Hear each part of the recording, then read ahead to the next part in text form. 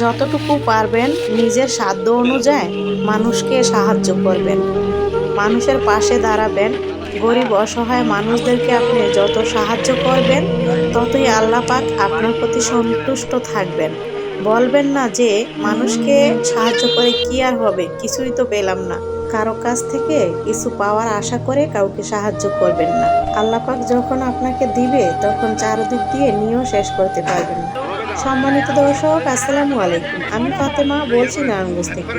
সবাইকে ওয়েলকাম জানিয়ে শুরু করছি নতুন আরো একটি লাইভ স্টোরি ব্লগ। আশা করছি সম্পূর্ণ ভিডিওটি শেষ পর্যন্ত দেখবেন, ইনশাআল্লাহ ভিডিওটি আপনাদের কাছে ভালো লাগবে।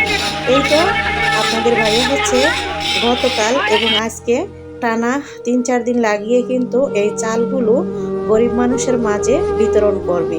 15 টাকা কেজির মাধ্যমে যাদের কার্ড আছে তাদেরকে দেওয়া হচ্ছে। এই তো মানুষরা কিন্তু তাদের চালগুলো নিয়ে নিল। আর আপনাদের ভাইয়া হচ্ছে খাবার খেতে আসছে, তখন এই টাকাগুলো আর কি গুছিয়ে রাখতেছে। ওই যে 15 টাকা কেজির মাধ্যমে যাদের কার্ড আছে তাদের কাছে বিক্রি করলো। আসলে 15 টাকা কেজিতে কি চাল পাওয়া যায়? না, 15 টাকা কেজিতে চাল পাওয়া যায় না, কিন্তু সরকার গরিব মানুষদের এই সাহায্যটা করেছে, তাই হচ্ছে তারা কার্ডের মাধ্যমে 15 টাকা কেজিতে চালটা পাইতেছে। আর সেটারই ডিলারশিপ নিয়েছে আপনাদের ভাইয়া। এই কাজের সাথে আপনাদের ভাইয়া আজকে 8 বছরের মতো জড়িত। তো তাদেরকে এই কম টাকার ভিতরে চালগুলো দিয়ে সে অনেকটা আনন্দিত, কারণ ভালো কাজ করতে সবারই ভালো লাগে। গরিব মানুষদের মাঝে যে চালগুলো দিয়ে অনেকটা আনন্দ পায়, এটাই আল্লাহর একটা রহমত। কারণ সবাইকে সবটা দিতেও পারে না, আর সবাইকে সবটা করতেও পারে না। তো যাই হোক, সব কিছু আল্লাহর ইচ্ছা, যেন সবার পাশে থাকতে পারে সব সময়। আপনারা সবাই আপনাদের ভাইয়ের জন্য দোয়া করবেন। তো আমি ভিডিওটা হচ্ছে নাস্তা খাওয়ার পরের ছিল, সেটা আমি আগে দিয়ে দিয়েছি। যাই হোক, সকাল ঘুম থেকে উঠে সকালে নাস্তা টাস্তা খাওয়া হয়েছিল, তারপর হচ্ছে চাল দিতে গিয়েছিল আপনাদের ভাইয়া। তো এই যে এখন কাপড়গুলো হচ্ছে রাত্রে আর কি লন্ডনী দোকান থেকে এনেছিল, তো সেগুলো আমি গুছিয়ে গাছিয়ে রাখতেছি।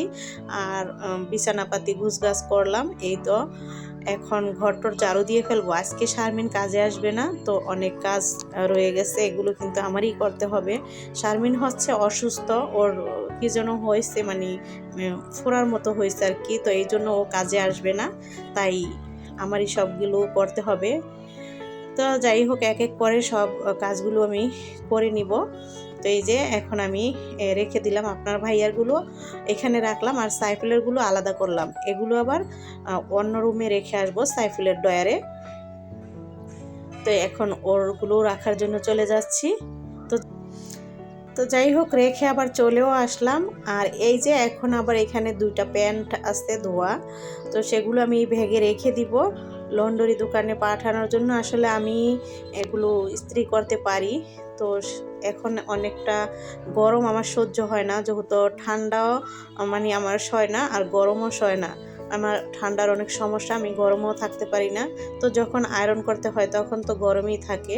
তো এই জন্য হচ্ছে আমি আর সেই কাজগুলো নিলাম না। দেখি যখন আবার শরীর ভালো থাকে তখন নিজেরাই করে নিব। আসলে এক পিস কাপড় 10 টাকা করে নেয় ডলার জন্য, তো নিজেরা ডলতে পারলে তো অনেক টাকা বেঁচে যায়।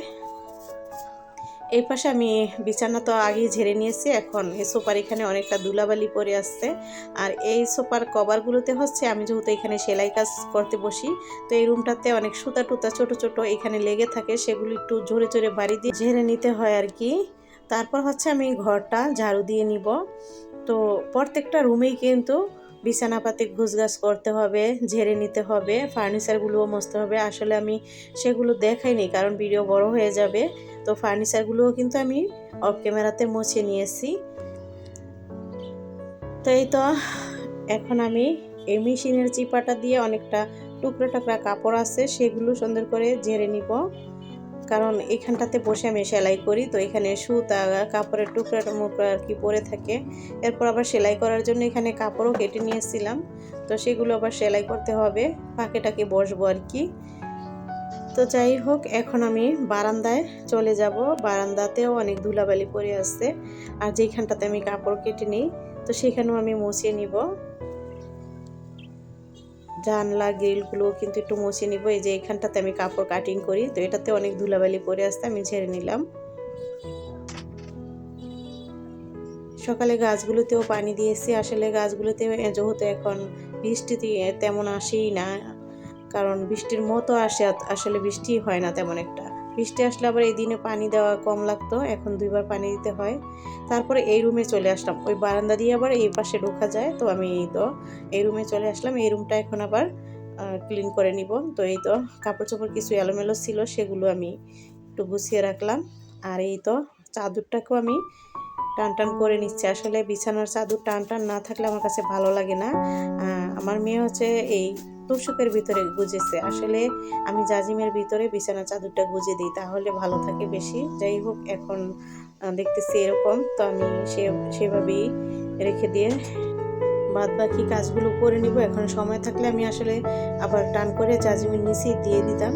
যাই হোক, এই তো এখন এই ঘরটাও ক্লিন করে নিয়েছি, এরপর সাইকেলের রুমটাও ক্লিন করে নিব, এরপর ডাইনিং রুম। তো যাই হোক, সব ঘরগুলো ঝাড়ু দিয়ে নিয়েছি, ফার্নিচারগুলো মুছে নিয়েছি। রান্না করার জন্য পাখির রুমেও চলে আসছি। এখানে আমি ডাল বাগার দিয়ে দিচ্ছি। আর যেহেতু সবারই ঠান্ডার সমস্যা, আপনাদের ভাইয়ার আমার, তো এখানে আমি কালো জিরা টেলে নিচ্ছি। কালো জিরাগুলো অনেক দিন ধরে কেমন জানি ছাতপুরা পড়ে যাচ্ছিল। তো যাই হোক, আমি সেগুলো হচ্ছে ভাঙানোর সময় যখন ভাঙাবো তখনই সাথে সাথে ধুয়ে ওই ইয়াতে দিয়ে দিব আর কি। এখন টেলে নিয়েছি, কারণ নয়তো টালা হবে না সুন্দর মতো, ভিজে নরম হয়ে গেলে। তো এই তো আমি তরকারি রান্না করার জন্য দিয়ে দিলাম তেল, তারপর দিয়ে দিলাম পেঁয়াজ কুচি, এখন দিয়ে দিব গরম মশলা, তেজপাতা। এখানে মুরগির মাংস রান্না করা হবে রসুন আর আলু দিয়ে।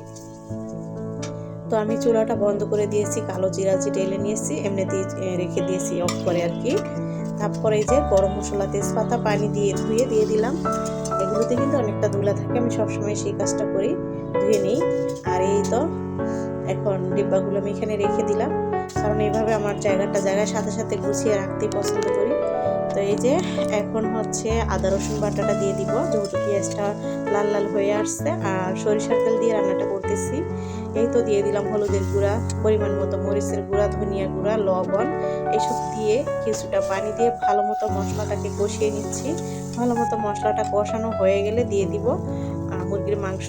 তো এগুলো ভেজে নিলে বেশি ভালো হতো। যাই হোক, আমি আর ভেজে নিলাম না, ভালো মতো কষিয়ে নিব। একদম ভালো মতো কষিয়ে নিতে হবে, কিন্তু যেহেতু ফার্মের মোরগ, ভেজে নেওয়াটাই ভালো। আর যদি না ভাজেন, ভালো মতো প্রথমে কষাতে হবে। এখানে কাঁচামরিচ দিয়ে দিলাম, সুন্দর একটা ফ্লেভার আসবে কাঁচামরিচের। তারপর ঢাকনা দিয়ে ডেকে রান্নাটা করতে থাকবো। অফ ক্যামেরায় আমি কয়েকবার নেড়ে দিয়েছি, কারণ কিছুক্ষণ পরপরই কিন্তু নাড়া দিতে হবে। আর মাংসের গা থেকে যে পানিটা উঠছে এরপর, সেই পানিতে ভালো করে কষিয়ে নিয়েছি। এখন আবার দিয়ে দিলাম আলু আর রসুন দিয়ে, এখন আমি ভালো মতো কষিয়ে নিয়েছি। কয়েকবার অফ ক্যামেরাতে আমি নেড়েও দিয়েছি। এখন ঝোলের পানিটা দিয়ে রান্নাটা শেষ করব। তো যাই হোক, আর দেখালাম না। তো এই তো রান্না বান্না শেষ করলাম। বরবটির ভর্তা আর মাংস, কালো জিরার ভর্তা। ভিডিওটি কেমন লাগলো অবশ্যই জানাবেন।